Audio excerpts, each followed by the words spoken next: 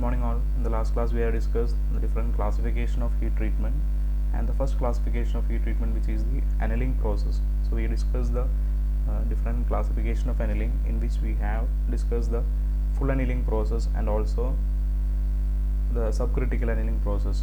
So in this class we will be discussing another type of annealing process, which is called as periodizing, commonly called as periodizing process, but again it can be considered as one type of annealing process.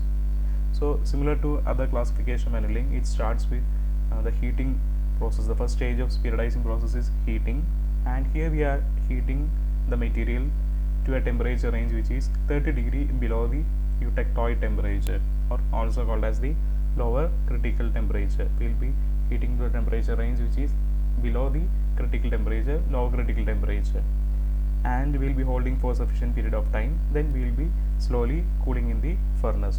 So similar to the other types of annealing process, like normal full annealing process and also the subcritical annealing, we will be cooling in the furnace, which is very slow cooling process. So heating up to a temperature which is below the eutectoid temperature range, holding for sufficient period of time, followed by cooling to the room temperature in a heat treatment furnace. And another important feature is, like, these types of heat treatment process, it is very commonly employed for high carbon steel. High carbon steel in the sense the carbon content of the steel is higher than 0.6%. So what makes actually this periodizing process different from the other annealing process is, in this case, the microstructure which is formed, it consists of globules or spear-like shapes of cementite, which is present in the matrix of the ferrite. We already know, when we are cooling it to a room temperature, what structure we have obtained. It is a combination of perlite and alpha ferrite. Normally it used to be in the layered structure of perlite and alpha ferrite, but in this case we will be getting it in a particular form of spheres of, or the globules of cementite in the ferrite matrix. So next, why we are going for this particular process, which is this periodizing process, or the application of this periodizing process. The major reason is, like, it is for improving the machinability of the steels. We already discussed we will be using this process for the high carbon steels. As the carbon concentration in the steel increases, the hardness of the steel also getting increased. So by default the high carbon steels will be having sufficient hardness, so we have to reduce the hardness to a little extent, and we have to improve the machinability property. So we will be making this microstructural transformation, where the cementite in the material is getting transformed to a spear-like shape, and as a result the machinability of the material will be increasing. So it will reduce the hardness, it will improve the ductility, also it will be improving the machinability or cutting ability of the material. By machinability, what we means is the easiness of the material to be handled or can be machined using a suitable machine tools. Okay. So now we can see the region where we will be doing this periodizing process. It is marked as a dark pink colors, which is below the A1 line, or the lower critical temperature, or also called as the eutectoid temperature. So the range of the region where this periodizing process exists, it normally ranges above 0.6% carbon, and it extend up to 1.6% carbon in terms of composition, and in terms of temperature you can see it is well below the A1 line or lower critical temperature, or also called as the eutectoid temperature line. So next heat treatment process is the normalizing heat treatment process. In the case of normalizing heat treatment process, the name normalizing came by the sense that to return the steel to its initial condition, or the normal condition. So getting back to the normal condition, we used to call it as the normalizing process. So commonly it is employed for the steels which have been subjected to cold working or strain hardening process. We will be plastically deforming the material for certain application, and once this plastic deformation has been done to the material microstructure as well as the initial properties will get transformed. So in order to retransform this, or in order to make it to the initial condition, we will be following this process, which is the normalizing process, normalizing heat treatment process. Hence it is termed as returning the steel to normal condition, so it is called as the normalizing process. And in this heat treatment process, we will be heating the alloy 55 to 85 degree above the A3 line or ACM line, which is the upper critical temperature line, and it will be holded for the sufficient period of time so that the alloy completely transforms to austenite, which is followed by air cooling.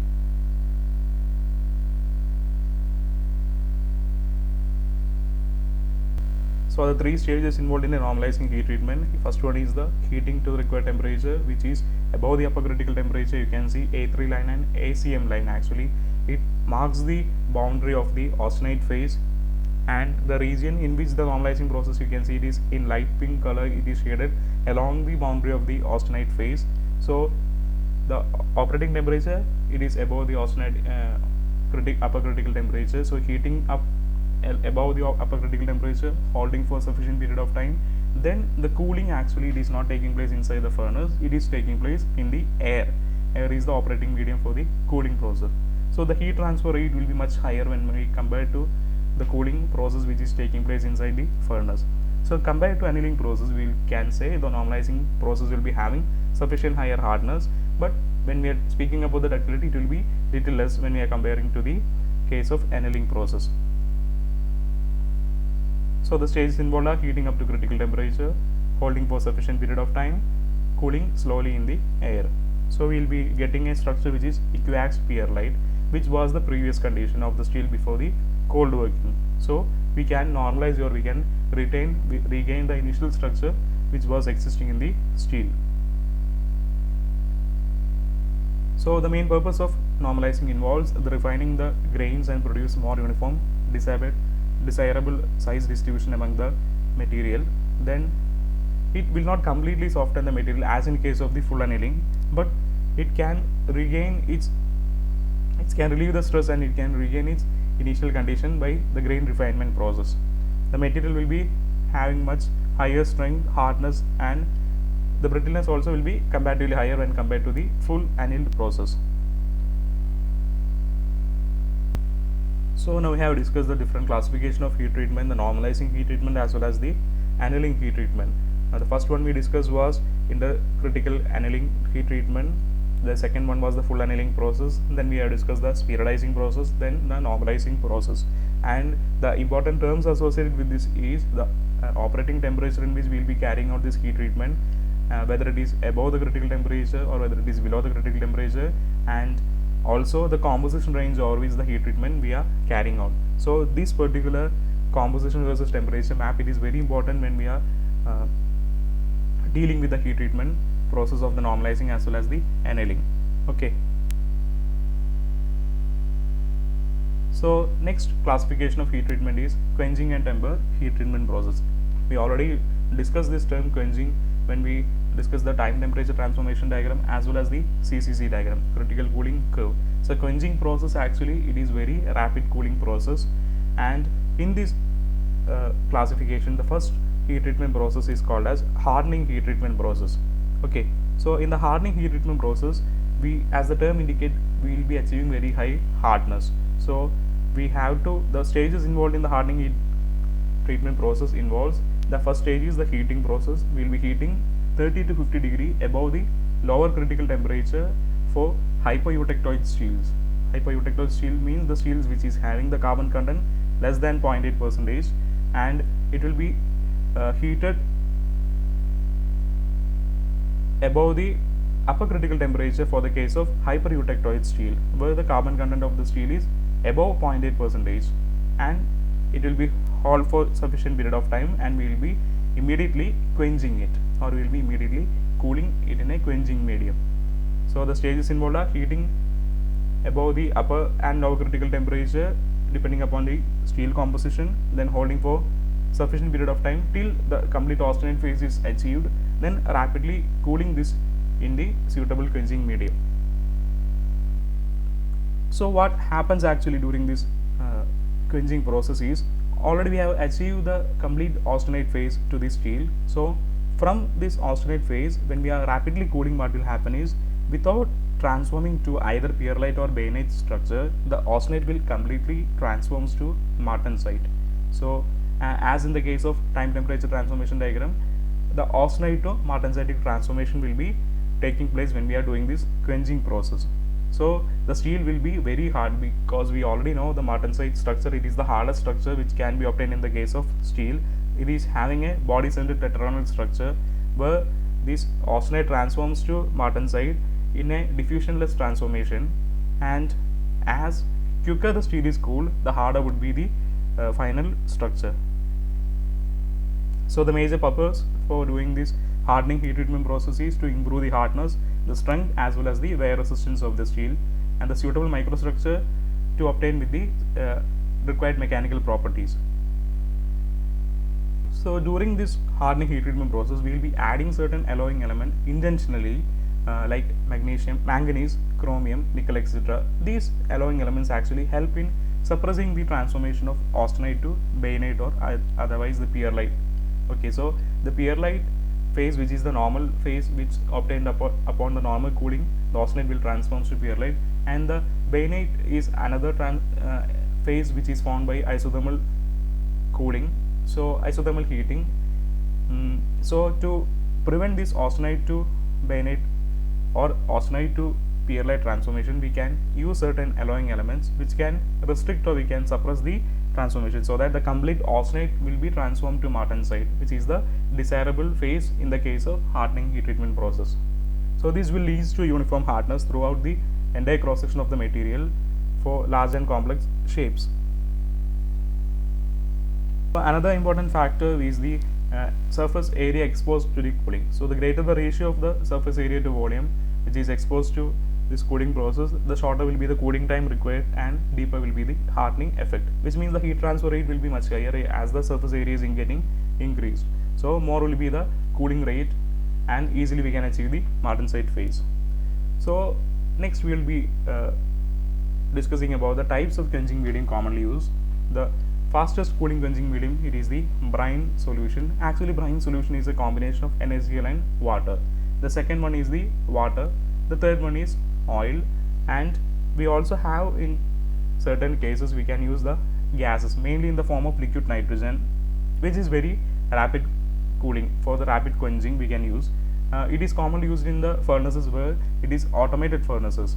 But one important fact is, like when the cooling rate is very rapid, like as in the case of liquid nitrogen, there is a chance for cracking or the formation of small crack in the complex or heavy sections. So the commonly optimum quenching medium used is, the best quenching medium is the brine solution, followed by water and oil.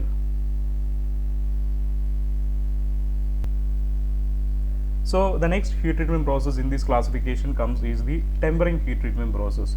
So it is one type of heat treatment process which normally we used to follow the or immediately do after the hardening heat treatment process.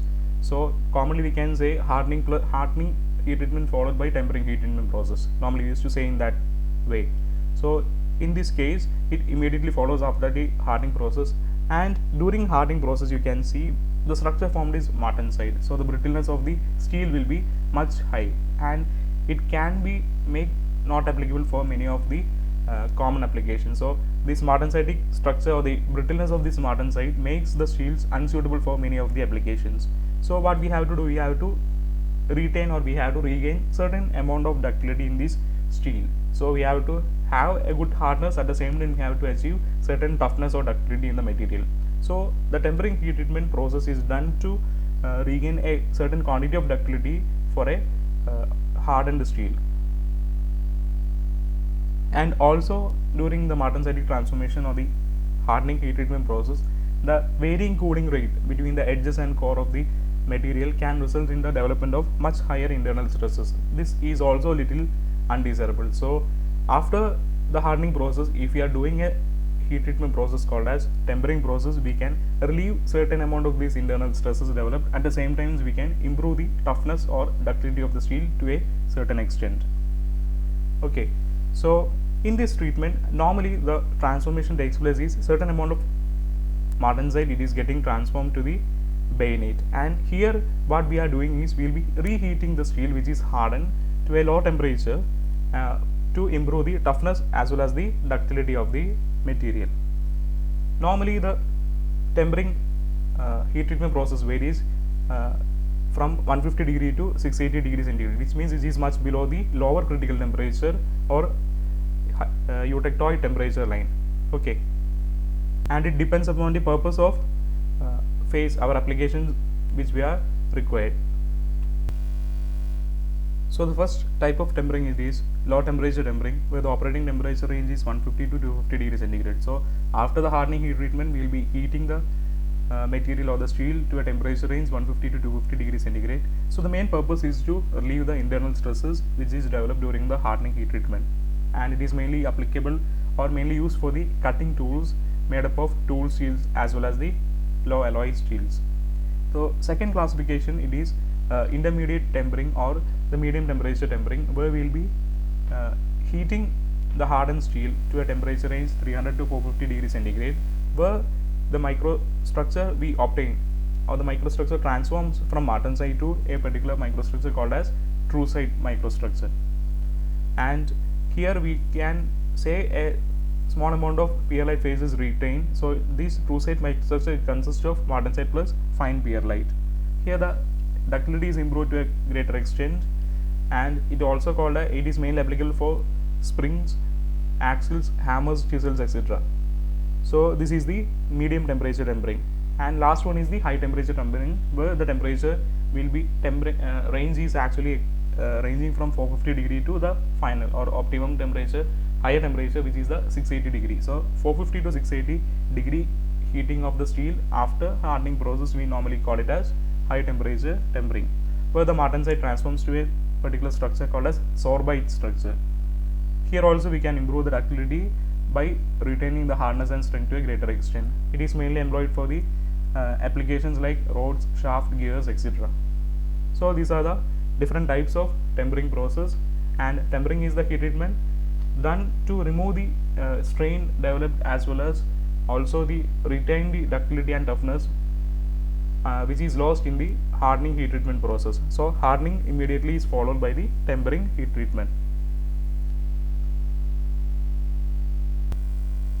So if we are consolidating the effect of these heat treatments, the annealing heat treatment, the normalizing heat treatment, hardening heat treatment, or hardening or quenching heat treatment process, we can say that the annealing as well as the normalizing, it is mainly done in the furnace cooling or air. The annealing is mainly done in the furnace, the subcritical annealing, the full annealing, periodizing annealing, all done in the furnace. The cooling process is done in the furnace, whereas normalizing process is done in the air cooling. So the structure obtained is comparatively softer, it will be less in strength. The ductility will be much higher for the case of annealing and normalizing heat treatment. Internal stresses will be greatly relieved, and the less distortion and cracking.